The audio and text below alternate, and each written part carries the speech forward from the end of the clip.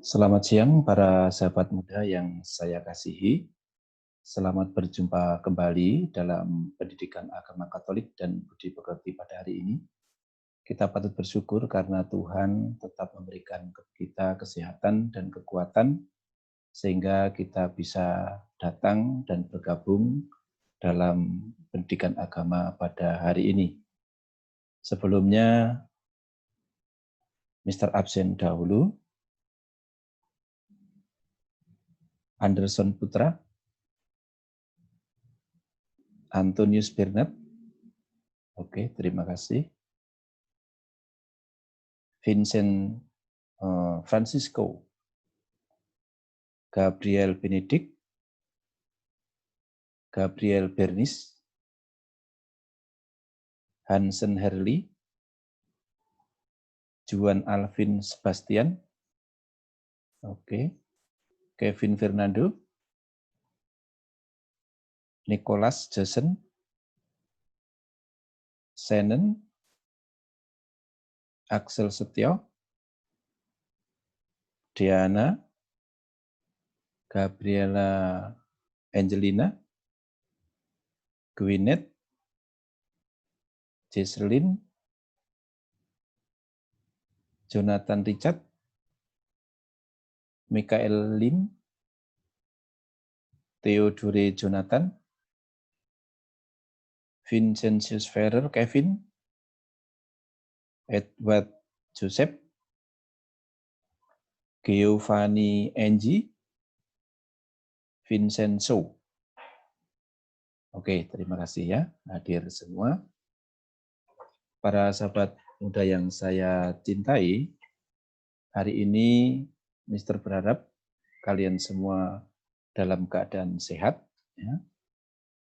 Kita tetap memperhatikan protokol kesehatan, sering mencuci tangan, kemudian kalau keluar rumah itu pakai masker, dan jaga jarak dengan orang lain.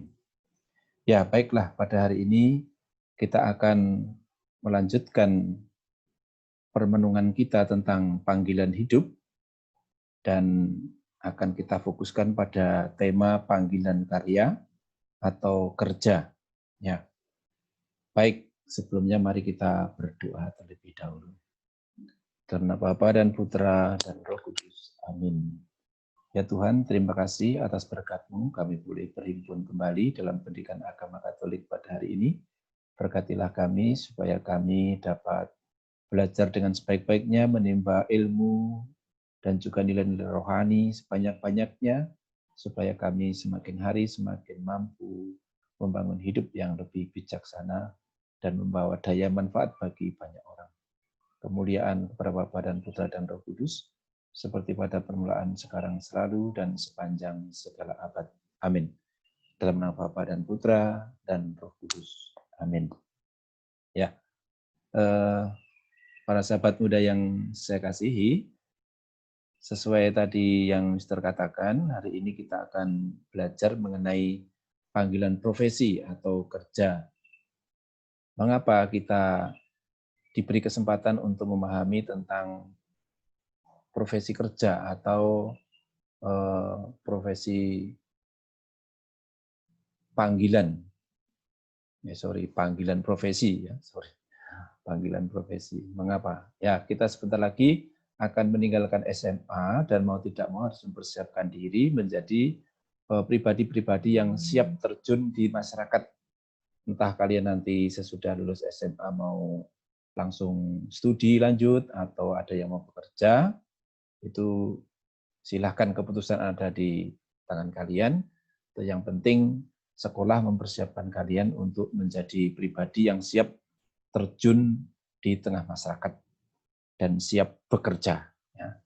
Pendidikan agama mempunyai andil besar dalam hal ini, yakni untuk mempersiapkan mentalitas kaum muda supaya ketika nanti terjun di dalam dunia kerja atau dalam komunitas-komunitas karya, nanti kita bisa menempatkan diri sebaik-baiknya dan bisa mengembangkan diri sebaik-baiknya pula.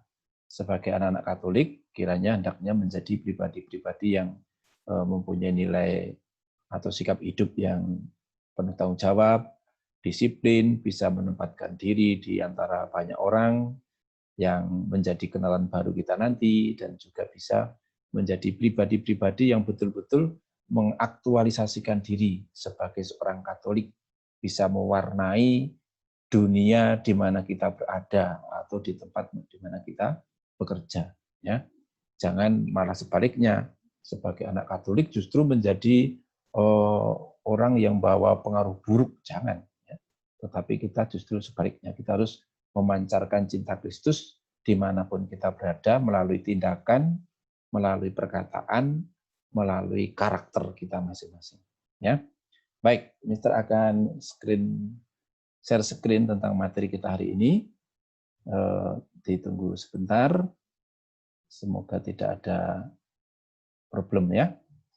Ya, ini judulnya, yaitu panggilan profesi atau karya. Panggilan profesi atau karya. Ini menjadi bagian dari tema besar, yaitu panggilan hidup umat Allah. Ya. Baik. Sebentar, Mr. Screen full dulu. Semoga tidak ada problem. Oke. Ya.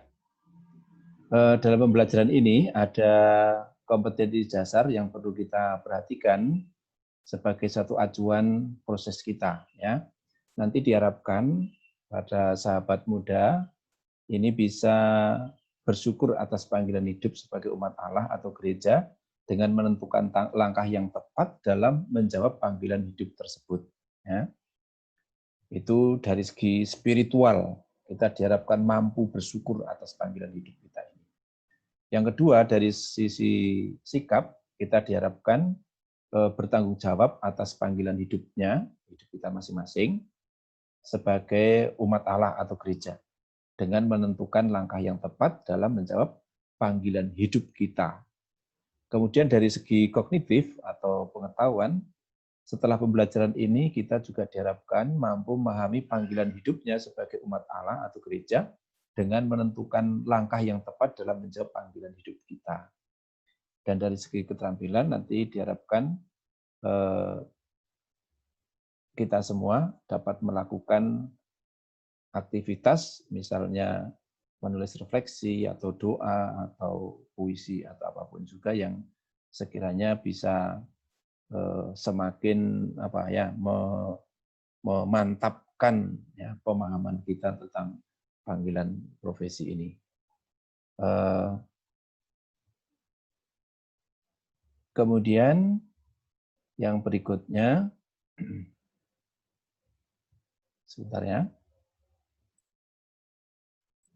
Sebentar. Ini beberapa kajian kita, ya, beberapa kajian kita nanti. Kita akan membahas tentang jenis-jenis kerja manusia, kemudian yang kedua makna dan hakikat bekerja, yang ketiga makna kerja menurut ajaran gereja, dan kerja merupakan panggilan hidup dan partisipasi dalam karya penciptaan. Ini materi kita, ada 4 pokok ya, 4 pokok. Dari 4 pokok ini, para kaum muda diharapkan mencapai tujuan ini. Yang pertama bisa menjelaskan jenis-jenis pekerjaan dalam masyarakat berdasarkan gambar-gambar jenis pekerjaan yang ditampilkan. Nanti Mister akan menampilkan gambar-gambar atau jenis-jenis pekerjaan ya. Nanti diharapkan kalian semua bisa menjelaskan jenis pekerjaan itu. Yang kedua, diharapkan kaum muda nanti bisa menganalisis arti dan makna kerja menurut ajaran gereja, yaitu menurut Laborem Exercens dan Centesimus Annus, itu dokumen gereja. Dan yang ketiga, nanti kalian semua diharapkan mampu menuliskan refleksi tentang kerja sebagai panggilan hidup. Nah, kata kunci yang pertama yang harus kita pahami adalah ini, yang tercetak besar kuning ini ya. Kerja adalah perwujudan kemampuan diri. Ya. Kerja adalah perwujudan kemampuan diri. Baik, kita beralih ke slide selanjutnya. Manusia adalah makhluk pekerja. Manusia adalah makhluk pekerja. Apa maksudnya? Ayo kita pahami tentang pokok-pokok di bawah ini. Yang pertama, tanpa kerja manusia kehilangan jati dirinya sebagai manusia. Ya. Ini perlu dipahami nih. Tanpa bekerja, manusia kehilangan jati dirinya sebagai manusia. Nah, contoh namanya, kalau kalian lulus langsung nganggur, ya nganggur. Nah, pada saat nganggur itu mungkin sebulan, 2 bulan belum terasa. Tapi kalau setahun, 2 tahun, 3 tahun, nanti akan ada stigma baru untuk kita. Anak zaman sekarang kok pengangguran. Nah, ketika kita mendengarkan komentar semacam itu, seolah-olah kita itu betul-betul sudah kehilangan jati diri kita. Oh, aku ini penganggur. Manusia yang tidak mempunyai manfaat bagi orang lain. Stigma penganggur ini kan mempunyai konotasi yang negatif. Ya. Oke. Yang kedua adalah apapun satu pekerjaan, asalkan halal, orang akan merasa dirinya bernilai di hadapan sesama. Ya. Gereja memandang apapun pekerjaan asal halal itu mulia. Ya. Entah tukang becak, entah kuli bangunan, entah direktur, entah itu petani, semua pekerjaan itu mulia. Hanya kadang-kadang manusia yang membanding-bandingkan, membeda-bedakan. Oh, ini pekerjaan halus karena di kantor, ini pekerjaan kasar karena jadi kuli bangunan, oh ini buruh tani. Nah, itu yang mengkotak-kotakkan itu sebetulnya manusia. Tetapi gereja tetap mengajarkan bahwa semua pekerjaan itu mulia, ya, pekerjaan itu mulia. Baik, dengan pekerjaan yang halal menjadikan diri kita, diri manusia itu bernilai, ya, bernilai. Karena kita bisa menghasilkan sesuatu yang bisa kita manfaatkan dan bisa dibagikan juga kepada saudara-saudara yang membutuhkan. Kemudian yang ketiga, mengapa manusia itu disebut makhluk pekerja? Ya, karena manusia dalam usia produktif seperti kalian ini dalam usia produktif ya. Kalau tidak bekerja akan merasa rendah diri ya. Dalam pergaulan akan merasa rendah diri, wah nganggur. Itu rendah diri, ya, rendah diri. Maka supaya tidak rendah diri di usia produktif harus bekerja, ya, harus bekerja. Kalau kalian lihat di gambar ini, orang-orang yang ada di sini adalah usia produktif ini, ya. Usia produktif semua. Biasanya antara 18 sampai 60 itu masih dibilang produktif. Karena masih ada juga kelompok-kelompok orang di usia 50-60 itu masih bekerja, ya, masih bisa menghasilkan sesuatu. Tetapi secara umum memang batasannya itu 56, ya, 56 sesudah itu pensiun. Tapi kalau swasta itu biasanya sampai ya betul-betul merasa tidak mampu baru selesai, baru berhenti bekerja, pensiun. Ya. Oke, baik. Selanjutnya kita akan memahami tentang kerja itu apa. Ya. Seiring dengan perkembangan zaman serta gaya hidup dewasa ini, makna dan nilai bekerja tampaknya telah bergeser. Ya, telah bergeser. Bekerja dipahami secara sempit sebagai hal duniawi belaka. Nah, kebanyakan orang tanpa sadar melihat makna bekerja sekedar untuk mencari penghasilan, mencari uang, untuk memenuhi kehidupan. Makna dan nilai bekerja telah menyempit, ya, menyempit menjadi hanya sekedar mengejar nilai-nilai ekonomis yang berkaitan dengan uang, ya. Kemudian yang berkaitan dengan kepuasan, berkaitan dengan kekayaan atau material.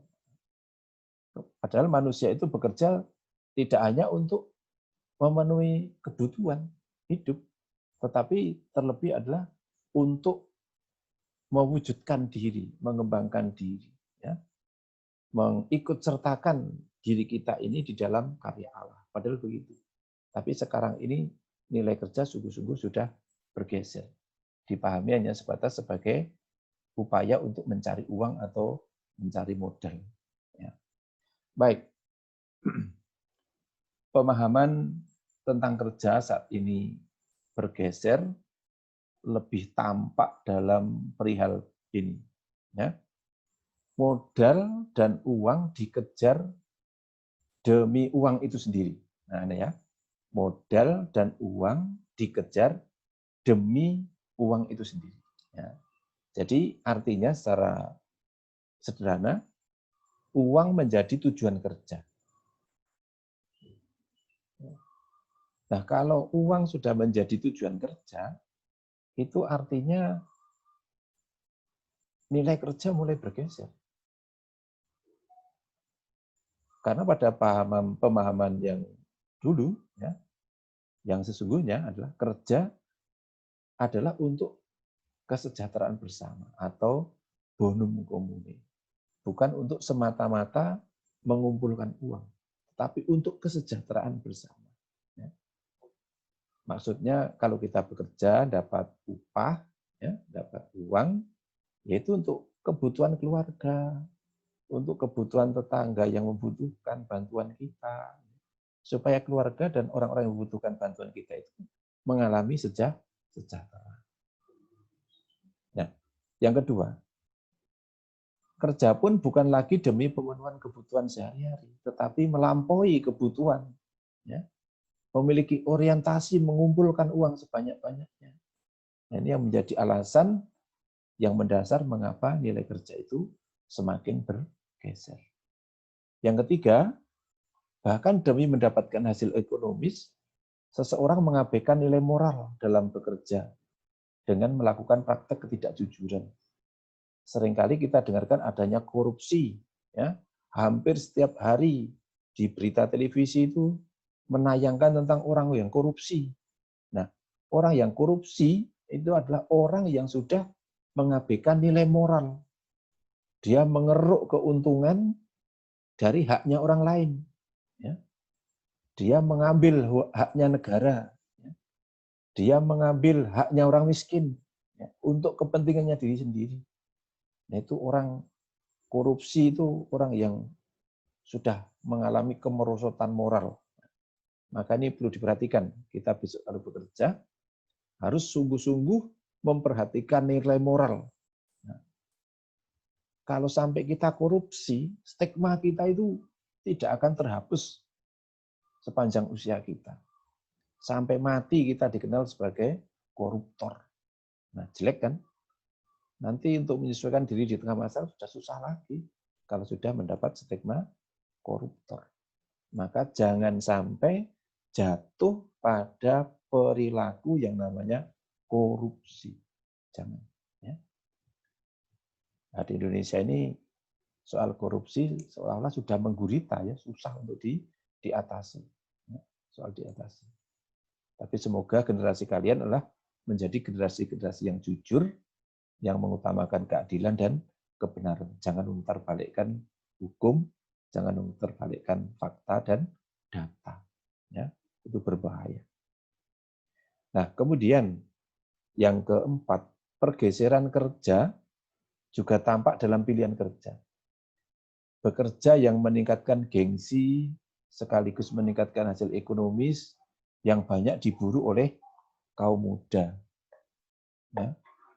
Mana ada sekarang kaum muda sekarang itu mau menjadi petani. Ya. Jarang. Mana ada jauh kaum muda sekarang itu bercita-cita menjadi tukang batu. Nggak ada. Ya. Nah begini, jadi seolah-olah orang yang sungguh-sungguh bekerja itu yang ada di kantor, yang menjadi direktur, ya, menjadi pengusaha. Enggak. Petani pun bekerja, kuli bangunan pun bekerja. Nah, baik, coba diperhatikan sekarang. Kalau tadi dalam tujuan itu bisa menjelaskan tentang jenis-jenis kerja, sekarang lihatlah ini di dalam monitor kalian masing-masing, ya. Dilihat dari paling kiri. Ini seorang ibu rumah tangga ya, bekerja sambil menggendong anaknya. Ya. Pergi belanja juga bersama anaknya. Seorang ibu ini pekerja yang luar biasa ya. Pekerjaannya nggak pernah habis dari pagi sampai malam. Ya. Mendidik anak-anak, bersihkan rumah, merapikan segala sesuatu yang dia punyai, dan seterusnya. Kemudian yang gambar kedua, ini buruh. Ya. Buruh, ini sedang demo ya, menuntut haknya. Nah, mereka itu digolongkan oleh dalam kelompok pekerja kasar karena buruh. Padahal halal itu. Kalau kita harus mengubah paradigma cara berpandang tentang kaum buruh. Kalau nggak ada kaum buruh, kemajuan ekonomi itu akan terhambat. Justru karena buruh, roda perekonomian semakin lancar. Coba bayangkan, kalau tidak ada buruh yang bekerja di pabrik gula, apa jadinya? Atau tidak ada buruh di pabrik tepung, repot. Ya, repot. Jadi buruh ini sebetulnya pahlawan, ya, pahlawan ekonomi. Dari mereka lah yang akhirnya memperlancar roda perekonomian. Kemudian yang tengah sebelah kanan, ini para petani yang sedang menyiangi pohon-pohon padi yang masih mungkin sekitar 4 atau 5 minggu gitu ya, dibersihkan dari rumput-rumput. Ini pekerjaan halal ini. Seolah-olah kasar itu luhur. So, bayangkan kalau tidak ada petani bagaimana di dunia ini. Kita tidak bisa makan nasi kan. Nah, jadi pekerjaan seorang petani ini sungguh sangat mulia, sungguh sangat luhur. Maka jangan pernah meremehkan pekerjaan seorang petani. Umpamanya kita punya teman, umpamanya ya, nanti kalau waktu kuliah ada teman, anaknya seorang petani dari desa. Jangan diejek, ya, jangan diejek. Justru karena ada petani, orang bisa makan. Karena ada petani, kita bisa hidup.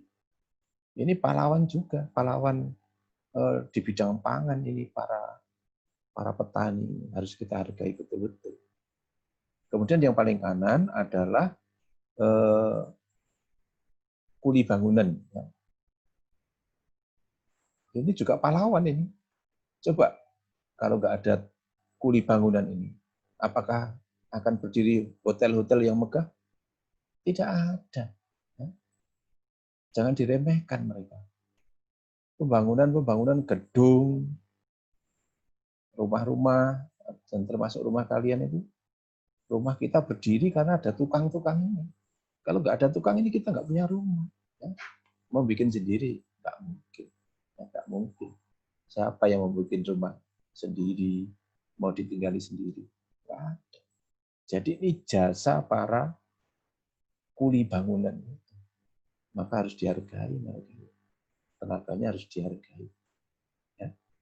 Jadi mari kita mengubah cara pikir kita untuk melihat tentang jenis-jenis kerja dengan pikiran yang positif. Ya. Lihatlah semua pekerjaan yang halal itu mulia adanya. Ya. Baik, kita lanjutkan. Di dalam rumah tangga atau dalam masyarakat kita, itu kadang-kadang memang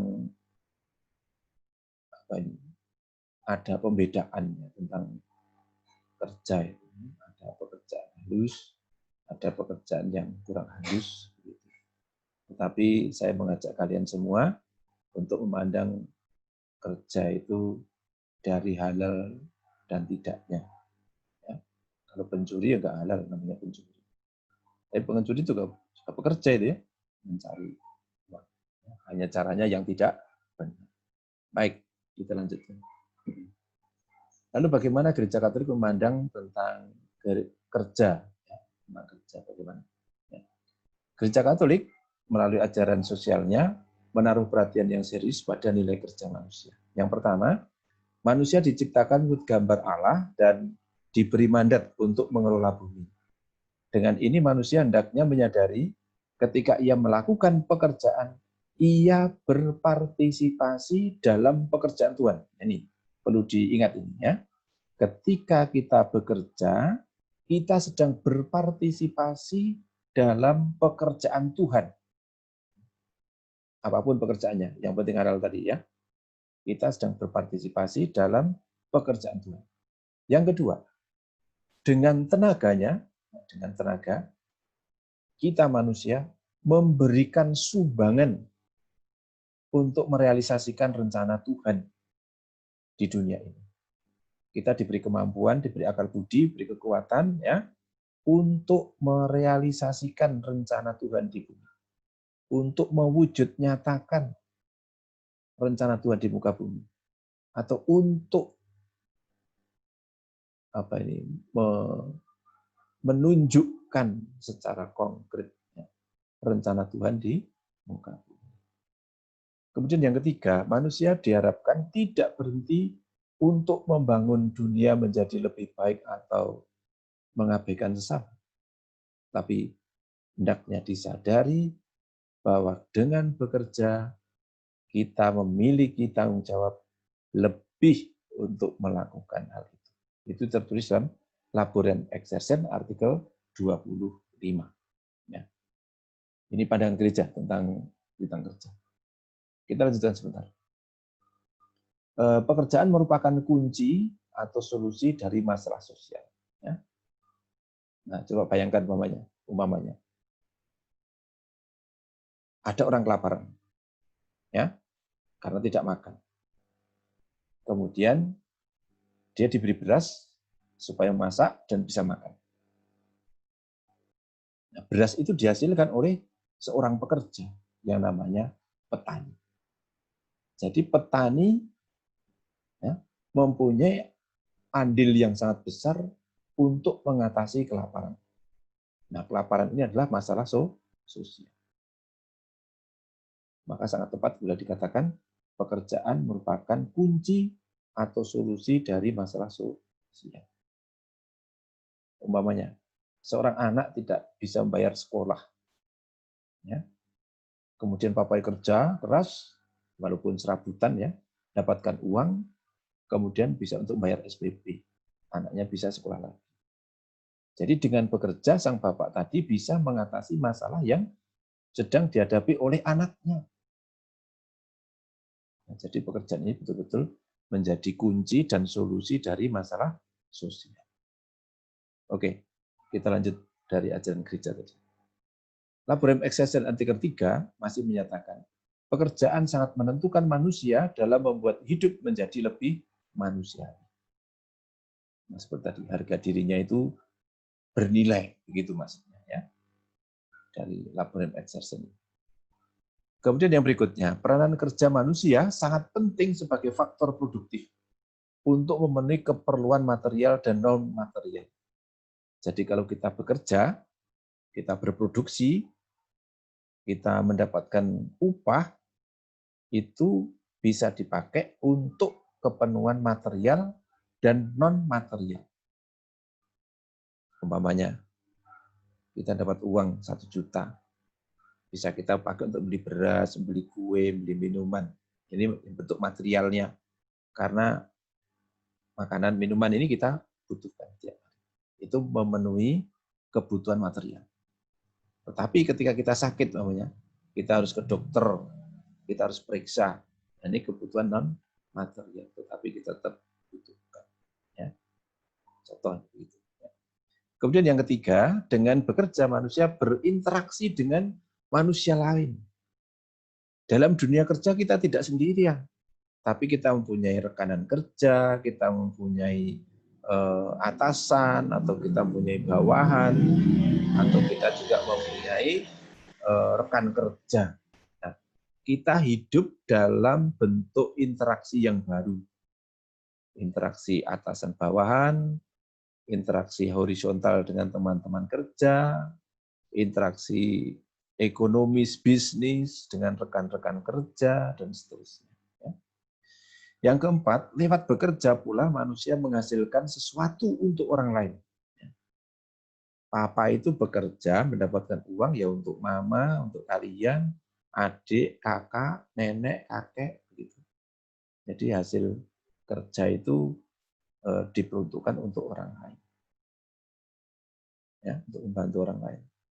Yang kelima, dalam melakukan pekerjaan, seseorang secara alami terhubung dengan manusia atau pekerjaan orang lain. Nggak ada orang bisa kerja sendirian, nggak ada. Pasti akan terhubung secara alami dengan orang lain. Seorang penjual baju, ya, dia membutuhkan pembeli. Dia membutuhkan seorang penjahit. Dia membutuhkan seorang petani kapas. Dia membutuhkan pabrik tekstil, dan seterusnya. Jadi secara otomatis, secara alami itu akan terhubung dengan pihak-pihak lain. Ya, itu bekerja. Jadi guru juga demikian. Bapaknya misalnya jadi guru, ya, bekerja sebagai guru. Saya terhubung dengan manusia lain. Terhubung dengan murid-murid. Nah, kalau nggak ada murid, kenapa jadi guru? Nggak bisa jadi guru. Bisa jadi guru karena ada murid. Nah, guru juga terhubung dengan pendiri sekolah. Kalau nggak ada yang mendirikan sekolah, ya guru mau ngajar di mana?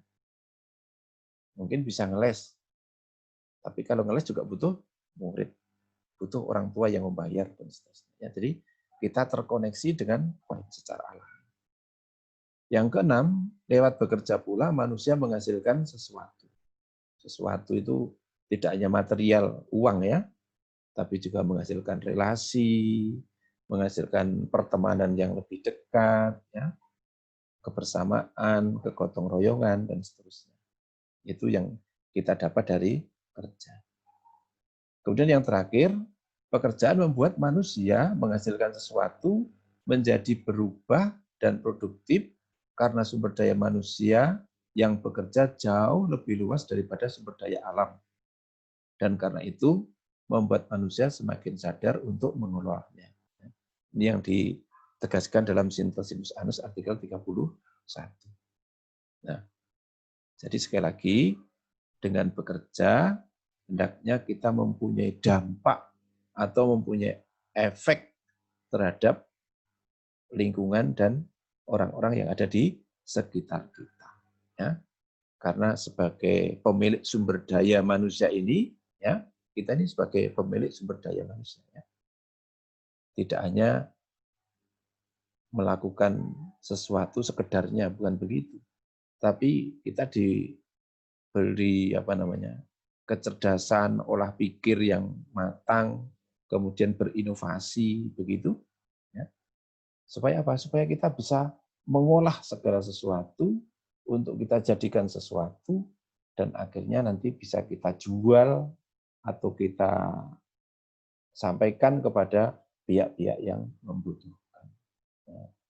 Semua itu berangkat dari namanya sumber daya manusia. Sumber daya manusia. Ya. Ini contoh-contoh saja. Ya.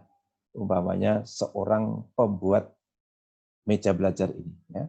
Dia mempunyai kemampuan atau kreativitas membuat meja belajar yang nyaman. Jadi tidak hanya asal membuat meja, tapi membuat meja dan kursi yang nyaman untuk belajar. Nah, kreativitas atau inovasinya itu diperuntukkan untuk orang lain, ya, untuk murid, untuk guru, begitu ya. Jadi kemampuan berpikir ini mengolah ide, bagaimana cara membuat kursi yang baik, bagaimana membuat meja yang baik, yang kalau duduk nyaman, orang belajar bisa nyaman. Ini diolah, kemampuan sumber daya manusia itu mengolah ide-ide. Ya. Kemudian diwujudkan dalam satu bentuk yang namanya meja belajar atau kursi belajar. Nah, begitu. Ya. Jadi pekerjaan manusia itu menghasilkan sesuatu yang sungguh luar biasa manfaatnya bagi manusia. Baik, saya kira untuk pertemuan hari ini sampai di sini dulu. Untuk yang akan datang kita akan melanjutkan pembahasan ini masih dalam kerangka memahami kerja. Masih ada beberapa pokok, ya. Antara arti kerja, pandangan kerja menurut Kristiani, hubungan kerja dengan doa, hubungan kerja dengan istirahat, dan seterusnya akan kita bahas pada pertemuan yang akan datang. Ya. Mungkin ada pertanyaan dari anak-anak semua, barangkali. Kalau tidak ada, kita diam sebentar, kita akan merenungkan tentang kerja ini, walaupun baru sedikit yang kita pahami. Kita mohon berkat Tuhan supaya kita semakin menyadari akan arti pentingnya kerja bagi umat manusia. Kita diam sebentar. Mari kita berdoa. Dalam nama Bapa dan Putra dan Roh Kudus. Amin. Ya Tuhan, terima kasih karena pada hari ini kami boleh memahami tentang nilai kerja dan kami semakin menyadari bahwa pekerjaan itu sungguh mulia apabila pekerjaan itu dilakukan secara halal. Ya.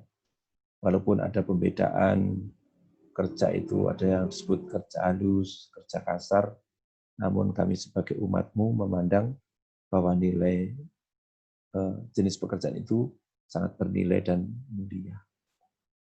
Berkatilah kami Tuhan, supaya kami bisa mengaktualisasikan diri melalui karya dan kerja kita di kemudian hari. Kemuliaan kepada Bapa dan Putra dan Roh Kudus, seperti pada permulaan sekarang selalu, dan sepanjang segala abad. Terpujilah nama Yesus, Maria, Santo Yosef, untuk selama-lamanya. Dalam nama Bapa dan Putra dan Roh Kudus. Amin. Terima kasih, selamat siang, selamat melanjutkan aktivitasnya. Jangan lupa jaga kesehatan, patuhi nasihat orang tua, dan patuhi protokol kesehatan. Ya, oke, sampai jumpa. Tuhan memberkati.